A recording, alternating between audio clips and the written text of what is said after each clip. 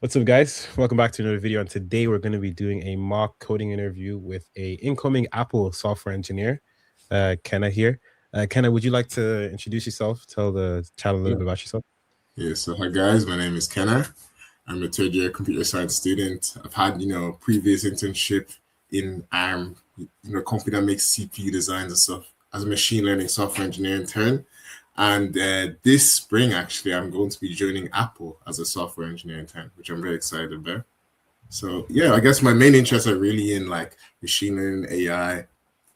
That's really what I want to specialize in. So yeah, that's a bit about me. Okay, interesting. So are you ready for the interview? Yeah, man, let's do it. Let's crack on. All right, let's get into it. All right, I sent you a coder pad. You should be in it now. Yeah, are you comfortable with Python, right? That's what you want to code in? Yeah, this comes. Perfect. So I'm going to paste in the question now. Yeah. Oh, and it's going to be kind of weird. Let me just put it in the doc stream. You can comment it. Yeah. Command. Here. All right. So you're given an m by n integer array grid. There is a robot initially located at the top left corner, which is obviously grid 0, 0. And the robot tries to move to the bottom right corner, which would be grid m minus 1, n minus 1. The robot can only move either down or right at any point in time. Okay. And the twist here is we have an obstacle and space are marked as 1 or 0, with 1 being the obstacle and 0 being a space, respectively, in a grid. A path that the robot takes cannot include any square that's an obstacle. And I'd like you to return the number of possible unique paths that the robot can take to reach the bottom right corner. So I'm going to write out an example for you now before you can go into your thoughts. I'm just going to write down like this and this. So, oh, I wrote down the wrong thing. No. So let's say we had a grid like this, and then 0, 1, 0. And then a little bit down here, 0, 0, 0. This would returns 2, because the robot will start at the top left and will go to the right and down, or it could go down then to the right to reach the bottom to right. Yeah. Okay. Cool. So I guess my question would be, so it's an m by n array grid. So okay, it doesn't have to be square, it could be rectangular. Okay. Yeah. And will the rows, well, yeah, the rows and columns will be consistent because m by n. And what else could I ask? Okay, I guess I just want to look at another sample case, just so I have a better idea of what the problem looks like. So obstacles are represented by 1s, yeah? Yes. An obstacle and space here, respectively, and cannot include any squares. Okay. And we always have to start from the top left, you know? Yeah. Cool. So let me think of a different example. So I'll get too complex with it.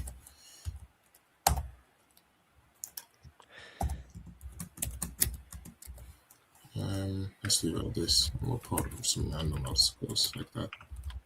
Yeah, I'll just make it into a doc string instead of you having to do all of that. Yeah. This should make it easier for you. Okay. Obviously, we could have a case where it's actually not possible. So like where there's no possible way to get to the bottom right. So that's you could have a scenario like where it's not possible, like there's 0 paths to the bottom right. So that scenario you just return 0, I assume. Okay. Yeah, I think the question sounds pretty clear. So like you're just giving me an m by n grid, robot starts in the top left, and I need to find all the unique paths from that top left to the bottom right without going, like I have to obviously avoid obstacles as well. So I guess these are the main things I want to look at. What's the max like dimensions we could have? Like what's the max value of m and n we could have? The max value is 2 times 10 to the power of 9. Okay. Max is 2 times 10, 2 by 10 to the power of 9. Oh, sorry. That was wrong. Sorry. You're good. It's M and N will never be greater than 100 and will never be less than 1. Okay. And you said it would be greater than 1, greater than or equal to. Did you say Yes. that? Okay. Cool. So I guess what I want to look at is like if I break this down into like a more smaller problem, right? Because I think I'm seeing like I guess a pattern here. It's like obviously we can only make 2 moves at each point. At each coordinate on the grid, we can only either move right or down, right? So if we had, let's say, the minimum size grid that we can have, okay, just a 0 on its own. Okay, that's already the bottom right. So in that scenario, the answer would be 1, right? Then let's look at something like this. So a 2 by 2. You don't have to use the hashtag anymore. It's a doc string, so. Oh yeah. Sorry, it's habit. No worries.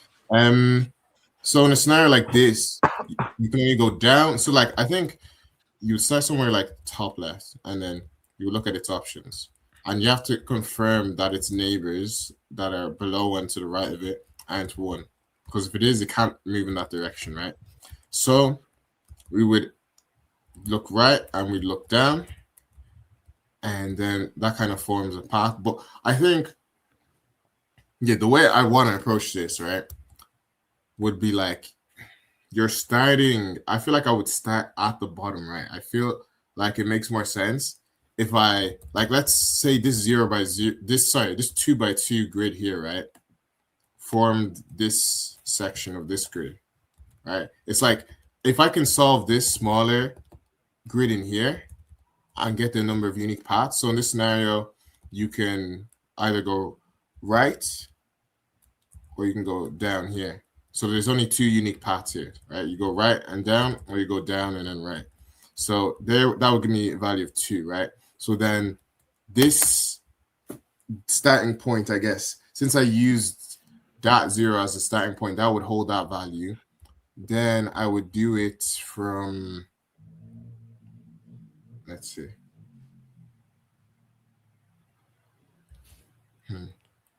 Okay, maybe I would do it from, but if I did it from here, it's just going to give me the same value. So I would then, I think it's like you're moving diagonally. Wait, I don't know. Wait. Oh, I don't want to start saying stuff I'm not sure of, but because from here, okay,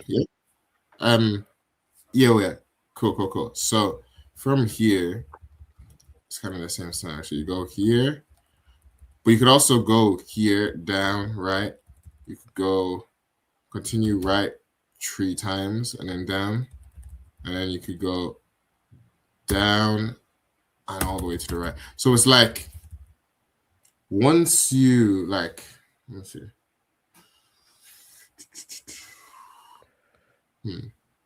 I believe you're thinking about this right with looking at the smaller version of the problem. Yeah. But this is more so, how are you going to use that smaller version to build up the bigger version? Yeah, exactly. Yeah, that's what I'm trying to think of now. Maybe let's go back to the smaller version. I can think from there. So if we were to actually, let's say we actually start from the bottom right. So the number of ways to get from this 0 to the bottom right, well, you're already there. So we could technically say 1. Okay. Then maybe if we traversed, oh no, this is confusing now because 1 is an obstacle. And let me make it, I'll make a separate grid. That will store those values. All right. So then that's 1. Now we come here. How many ways? Since it's on that same bottom axis, so anything that's on an axis, so like on the X or Y axis, will only have 1 unique path because like you can't go up. We're only allowed to go down and right? And then if I was here, like I can't continue any further right if I'm on the max bound, right? Mm-hmm. So I think everything that's on the axes, I can give values of 1 to initially, right? Mm-hmm. Then what I would do in this scenario now to calculate the number of unique paths from this 0 is I would just sum those two paths. So to sum the paths from the bottom and from the right, because those are forming a subproblem, and I want to basically from those subproblems calculate the number of unique paths, recursively, I guess. Maybe that's not the right word, but then from those subproblems is going to give me the answer to the bigger problem. You get what I'm saying? If you get what I'm saying. Yeah. So then from there, I would say now there's two unique paths. So let me try it on this grid. Now, let's see. Okay, so I'll just my grid that will store the results. So anything on axes, I'll just give the values of 1, 2, right? Let's say, actually no, I want to use this example. Let's use this example. Let's make it a bit harder. All right. Okay. Cool. And then we'll just copy this out again. And let me place a 1 here and here. All right.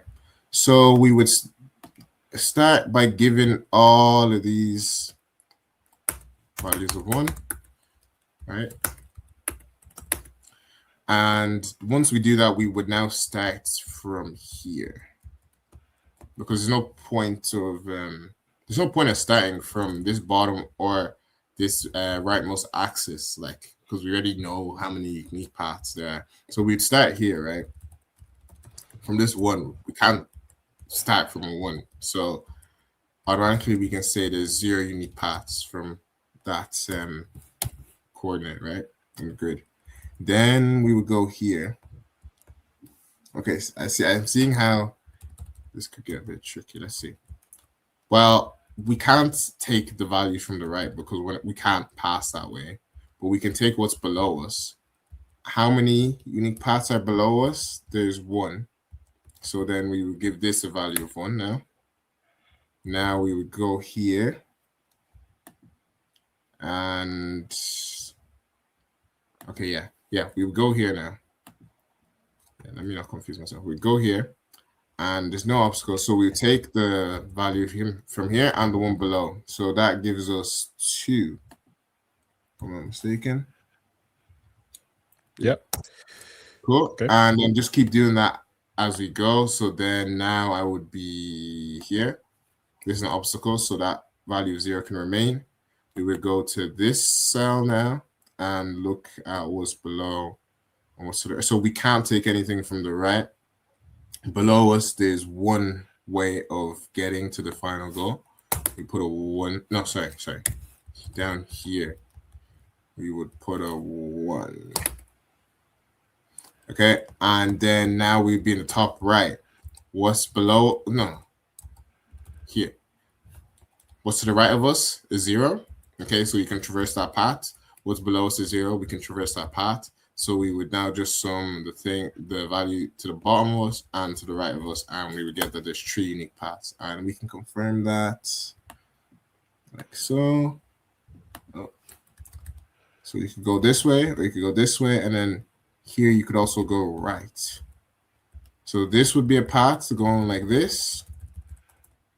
This would be a path, right? And then the third path is going down, right, down, and then all the way to the right. Yeah. So that's how you would approach this question. Okay. I guess that tuition definitely makes sense for these examples we have here anyways. Checking, going from the smaller sub problem and then building up to the big to solve the big problem. But I wondered what would your mind be like if we had this right here. Okay. I place this 1 here. How would your logic change? Because what I see right now is you said because I'm automatically populating stuff with values of 1 that are on the farmost axes. Sorry, that are on the bounds. Yeah. So let's say this was a 1 and this was 1 here. Yeah. Sorry. Yeah. So what I'll do in that scenario is if there's a 1 on that axis, so on the X or Y axis, X or Y. Yeah. So just with this example here, how would you? Yeah. So in this scenario, I would have to first check. So on this very last row, I would check if there's a 1. If there's a 1, oh, actually, wait. You'd have to check for each one of these. What is it? For each one of these cells, right? If there's a 1 in front of it, then you can't traverse that path. Because if the 1 was here, then I couldn't automatically rule out the rest of these, if you understand what I'm saying. Because these guys can still get to the bottom right. But if the 1 is in front of you, then you can't go that path. So you would have a value of 0 here. Okay. Well. Okay. Great. Does that make sense? Yep, this makes complete sense. Okay. Seems like a pretty good situation. All right. So I'm gonna set in. Are you comfortable to start coding now? Yeah, we can start on it. Okay. So just bear with me. It's been a while. I'm gonna define. What do you want me to call the function? I'll give us some unique. Just call it some. Just name it unique. Literally. Unique. Yep. Cool. And takes in grid as a grid. Input. Just that. Yeah. Yep. Cool. So what do I want to do? So the first thing is to make, I guess, our paths grid, right?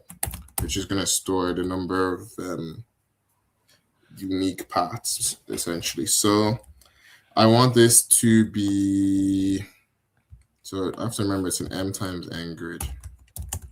So I need to have, let's think now. Each row needs to have n columns. So we need to do, let's just start off with 0 times n, and then this, I need to actually get the values of m and n. So n is going to be equal to line of grid. What's going on here? Maybe it's because I didn't define the other thing. Line of grid, and then line of grid 0. I think. Yeah. Then I want to have essentially, I don't know if I'm doing this right. I need to do like that for underscore in range. It's like this actually.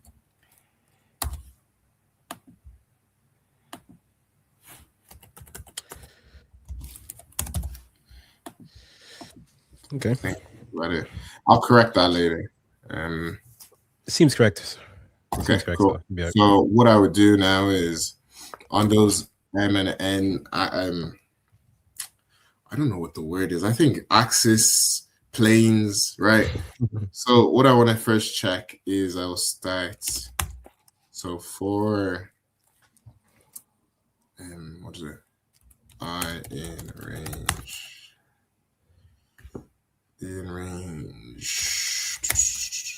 So yeah, I want to start basically on this last row and traverse all the columns, essentially. So n is the number of columns that we have. What I want to do is it will be in grid row m, column I, right? I want to check if the thing in front of it is a 1. So I would do this n minus 1 times, right? Because you would start here, look at the thing in front, start here, look at the thing in front, start here, look at the thing in the front, and then stop. So if that, and then the thing in the column in front of it is equal to 1, then we're going to have to say grid of mi. Grid of mi is equal to 0, else we'll say grid of mi is equal to 1, right?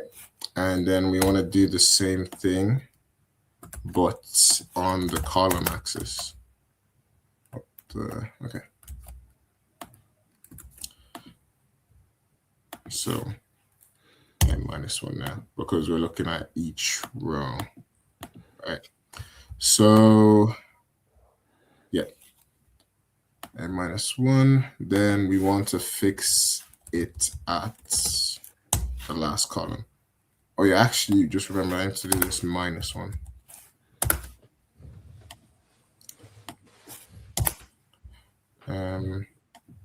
Cool. So I want to fix the n this time. And so this is I.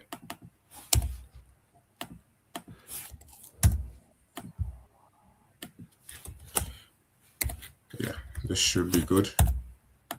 Yeah, I need to just indent these.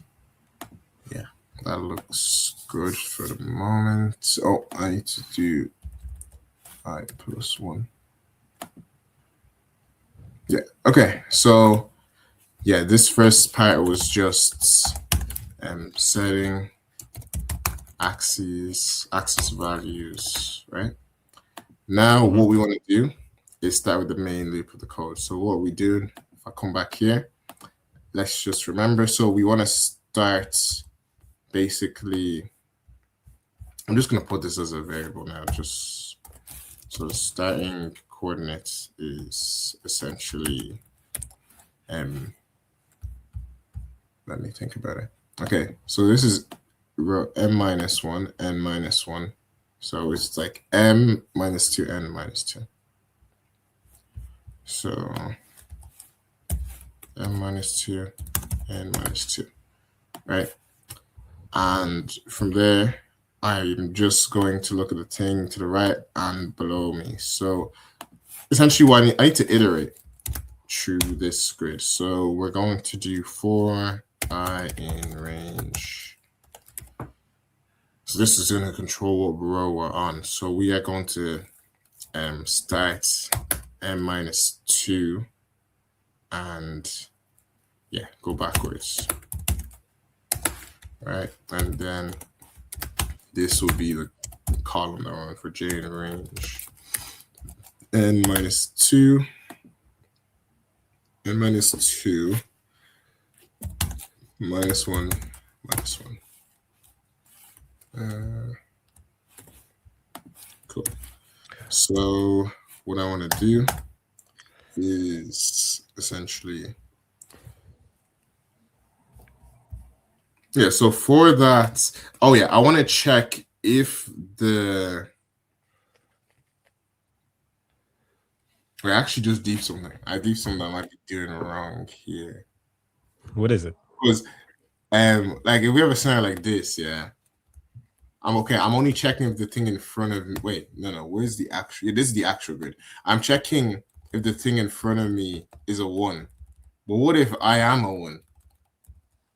Like, there shouldn't be a way for a 1. Yeah. Okay. So I should be checking if the thing in front is a 1, right? Then there's 0 ways to go that path. And then if the thing actually is a 1 itself, I should also give a value of 0.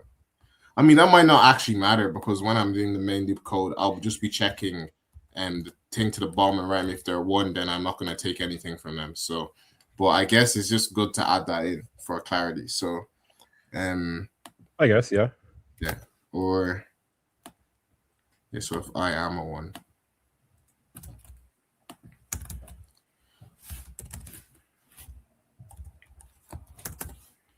Okay. And we'll just do the same down here. So we'll fix that. Okay. Cool. Okay. So what I'm seeing here in your if statement, so you're saying if the one ahead is a 1 or if I'm a 1, then set the value to be 0. Yeah. Are you setting the value at paths or the value at grid? Grid. Oh, sorry. No problem. As well as that, is this change to 0 necessary if the value is already 0? So guys, basically that code was never there, right? And okay. I did else. Okay, wait. So now I need to check the opposite. You could just put it back and then just put in a not like. Yeah, that's exactly what I'm gonna do. Wait, let me just undo that. Yeah. Yeah. If not, yeah, cool. See, thing with me is I'm just very robust and verbose with this Yeah, stuff. yeah. I'm overdoing it. I'm overdoing it. No problem.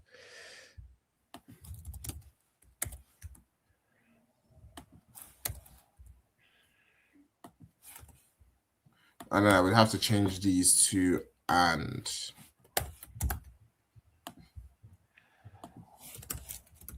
Okay. Cool. That looks better now. Okay. And then paths. So Okay. Cool. So what I'm gonna essentially be doing is I am now checking. So if so I guess let's just make this better, right? We're gonna go so the thing below and thing to the right, and they're gonna be at coordinates. Okay, the thing below me is the row below me, so that's going to be I plus 1, and then thing to the right of me is j plus 1. All right, so I guess I will put the below here because we're going to be going row by row anyways, so that's just redundant. And yeah, that should be good. Right, so what I'm going to be doing, right, is so in the grid, so if grid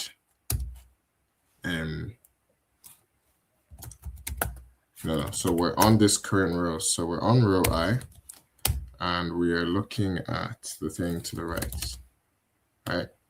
So if that is equal to 1, or maybe I'll just check the opposite. So if not that, then yeah, so if that's not true, then we can do paths of I j plus equals whatever is to the right of us. You know what, let me make this a lot more clear. Grid I and then j plus 1.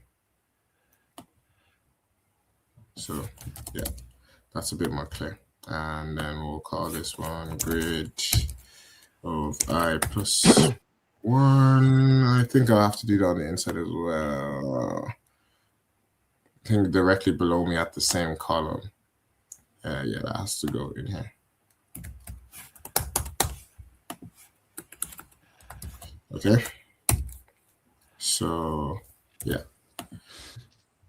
So if the thing to the right of me is not equal to 1, I can add its number of paths. I need to change that, right? And then if not below equal to 1, we can do the exact same. And I will change this to right and this to below. Wait. No. Paths. So paths of I and then j plus 1. And then this is paths of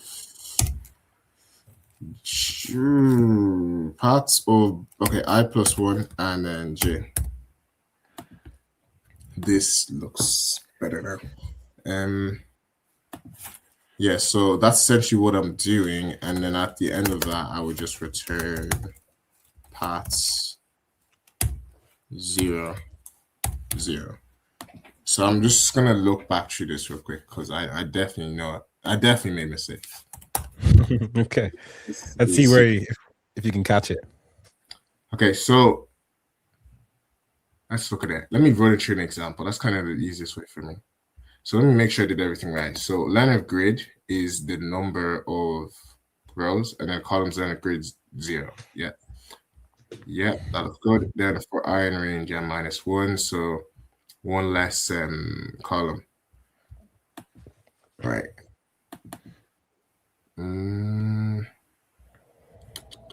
Yeah, and I'm going along here. Okay, so I was starting there, on there, on there. I don't think I actually need to do n-1 here because I would then be skipping this column. Yeah, and then same here. Don't need to do that. Okay, now let's come back here. Let's make sure I'm starting from the right point. So n-2, that's 2 rows. So m is technically out here, and then we're going 2 up. Yeah. And then before you continue, you mentioned how you believe you don't have to go to n-1, you can just go to n. But oh, in your loop, oh no, you're there's a same. performing. Oh no, there's actually something going on here. Yes. Um, what was I doing? Why was I doing m-1 again? Because m is 1 out. Yeah. So then this should be -1 as well, because that's going to be out of bounds. Sorry, what were you saying? Is out? I don't know if that's what you were talking about. That was another thing I was going to talk about, but that wasn't what I was talking about currently. Currently, I was talking about the fact that you're doing I+1, which would go out of bounds if you're at the last index. Oh my days! I did that for a reason. Sorry, I completely forgot why. I did that because what was it? I can, yeah, like from here, I can automatically give the thing in the bottom right a value of 1. Like I don't need to go to it. So I would just do paths of, what is it? n-1, n-1, and I would give that a value of 1 to begin with. Yeah. Okay. What if the paths n-1, n-1 was 1 in the original grid? If it was 1. Yeah.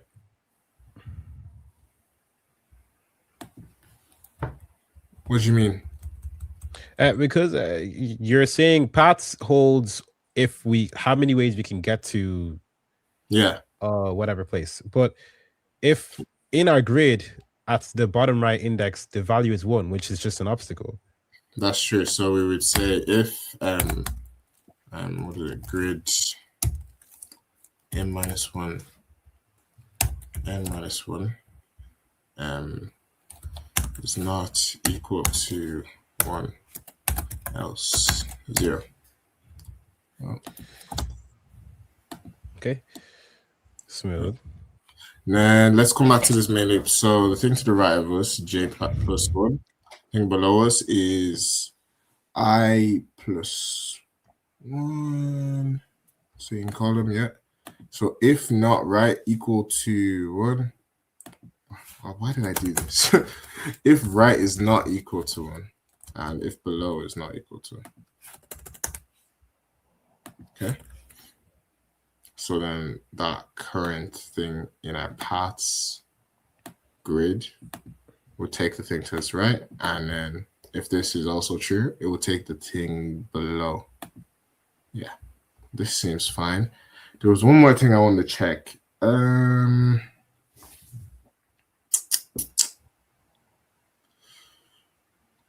I think it's fine, honestly. I was starting. Oh, the starting points was actually one thing, but I think I'm starting from the right points. Yeah, because each time then when I go back up 1 row, I'm gonna start 2 columns back. Yeah, I think this looks good. I might just go through it manually with one of sample cases. So let's pick an easier one. Let's pick, what was the one you gave me originally? Like this with a 1 is in the middle. All right. Let's bring this down here so I can see it properly. Yeah.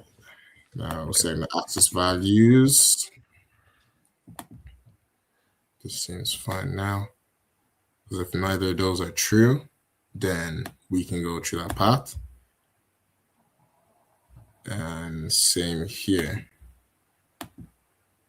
This seems... You're saying if neither of those are true, but if one of those are true, can we go down a path?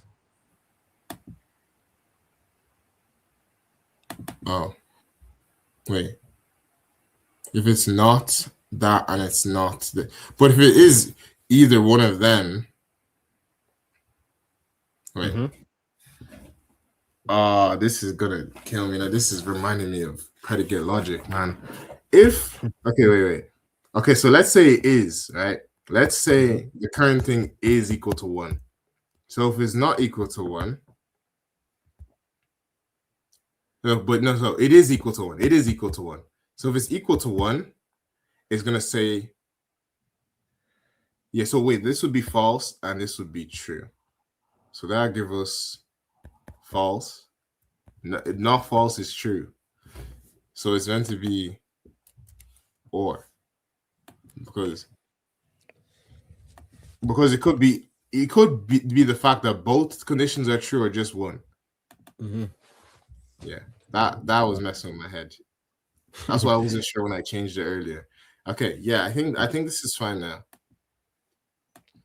All right, I just gave you a variable down there if you want to call the function on that. And yeah, let me just do the last one, too, sorry, because yeah, you pointed that out to me. I didn't get to continue. So we come down here, right, and then we start the thing to the right of us, the thing below us, and we would be starting here essentially. This is a 1. I didn't check if the thing I'm starting from is a 1. That's what I need to check, I think. Yeah. So if grid I j is equal to 1, then we're just going to continue. Let's go to the next iteration. Right? And it with its values, path values will still be 0. Then we would, yeah, let me also put the path grid as well, what I'm doing now. So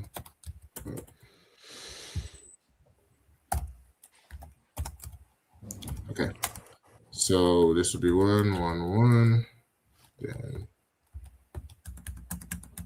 1, 1 here. Okay, so yeah, this would now have a value of 0. Okay, then we will come here and we're looking if we are currently 1, which we are not, is the thing to the right of us. So if it's not equal to 1, it is equal to 1, so we won't add anything to the right. The thing below us is not equal to 1, so then we would just be putting 1 here. Then now we are up here, checking the thing below us. The thing, well, first we check if we are 1, we are not a 1. The thing to the right of us, is it a 1? No, it's a 0, so we can add 1. And then we check the thing below us, is that a 1? It is a 1, so we won't add anything. And then finally we go to the top left, we check the thing below us, it's a 0. Well, we check if we are 1, we're not 1. Check things to the right and below, those are not 1. So we can just add those 2 values and we get a 2. Yeah, I think this is fine now. So I'm gonna run it. Let's do print obstacle grid. Yeah. Cool. Is it good? Is there something in your throat, or did I make? No, I'm just coughing. Yeah, don't worry. You're good. Right, cool. And we get 2. Cool. I want to try on some of the edge cases, I guess. Like what's the one I did earlier? No, I can just make the changes here. So let's just make it impossible to get to the grid. So I want to do it going diagonal like this. Cool. Let's make an opening in the middle. 4 ways. Okay, let's visualize that. 0, 0, 0. That'll be 0, 0, 1. Oh, yeah, that has nothing, like no impact there. And then okay. So we could go right down. We could go right, then down. We can go right. Okay, and then we can go down here, and we can go either right or down. Okay, so there's two parts from here, and then from this there's also two parts. So that's how we get 4. Okay, yeah, this looks good. I think my code is pretty good. All right. Can we check the case of if the bottom right is 1? So can you just set the very last 0 to 1? Wait. Let's see. Wait. Ha. Only that has to be a trick question, bro. Was that specified in the question? No, possible to reach the bottom right corner. Okay, I didn't ask if you can always reach the bottom. Actually, no, I didn't ask if the thing in the bottom right could be a 1.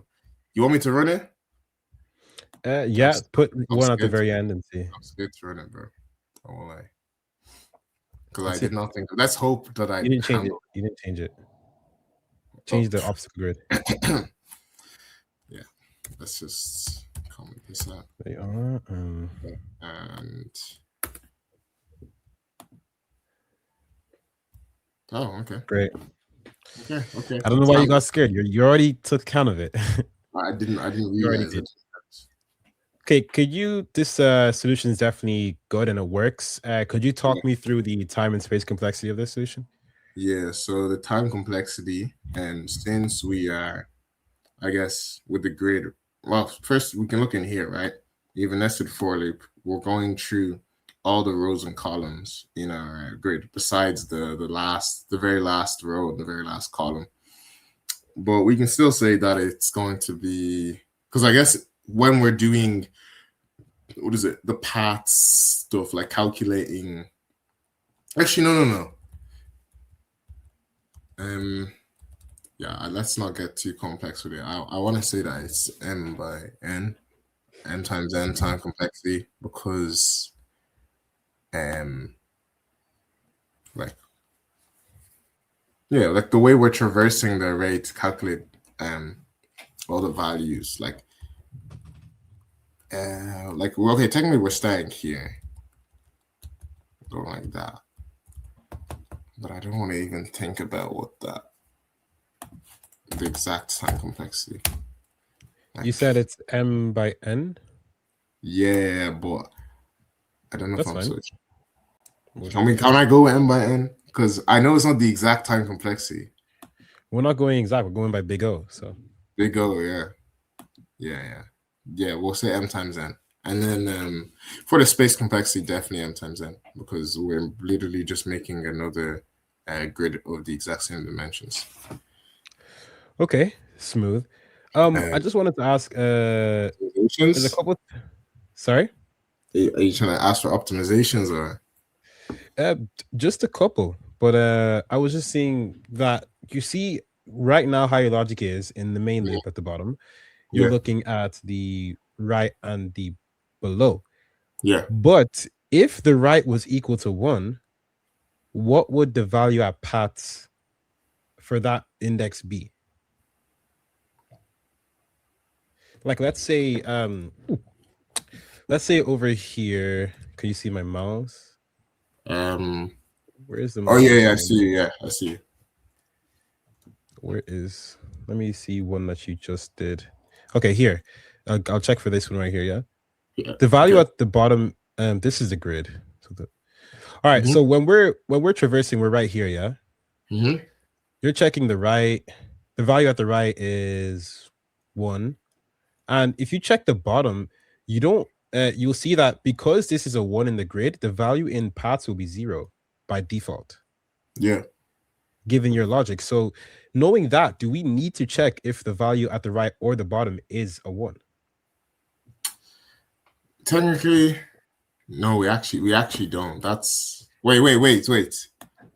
Because if that's a 1, we wouldn't have calculated. And we actually don't need to do that. I won't lie. Okay. We can just be continuously adding. Yeah. You have a good point. Okay. So Yeah, we'll do that. And I don't even need these anymore. Okay. I think I have an optimization for this question. What are you thinking? I don't think we need the full grid.